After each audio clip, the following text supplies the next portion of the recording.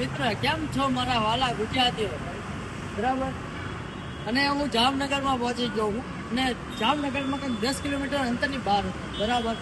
અને મને એટલી ખબર પડે કે 48 કિલોમીટરની બહારમાં મને ખ્યાલ નહોતો કે મારે જમવાનું બાકી હતું. બરાબર. તો આ ભાઈને આપણે થોડુંક વાત કરી હતી, ભાઈ મને ભૂખ લાગી છે કે આપણે જમવું છે. બરાબર. જમવાનું લાયા બાદ પછી મને એમને એમ કીધું કે શું તમને તકલીફ છે. મેં એમને કીધું કઈ તકલીફ નથી, એક મારા મોબાઈલમાં ચાર્જિંગ નથી, ચાર્જિંગમાં ફોન મૂકવાનો હોય. એ ભાઈ ફોન મૂકવા ગયા હતા. બરાબર. આ ભાઈને આપણે હેલ્પ માંગી હતી, એમને હેલ્પ આપી, જમવાનું લાવી દીધું. ભાઈ જમવાનું બિલ કેટલાનું થયું? 150 બિલ.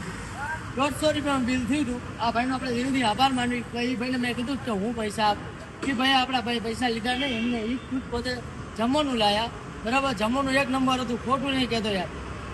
ક્યાંય જગ્યાએ હોલ્ડ નહોતો, ક્યાંય જગ્યાએ આશ્રમ નહોતો, ક્યાંય જગ્યાએ હોલ્ડનો આપણને તકલીફ પડે એવું જ હતું. પણ કોઈ જગ્યાએ મેં આપણે પુલ નીચે આરામ લીધો હે 3-4 કલાક પૂરતા.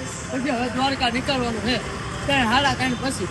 બરાબર. જય દ્વારકા, જય શ્રી કૃષ્ણ તમને બધાય.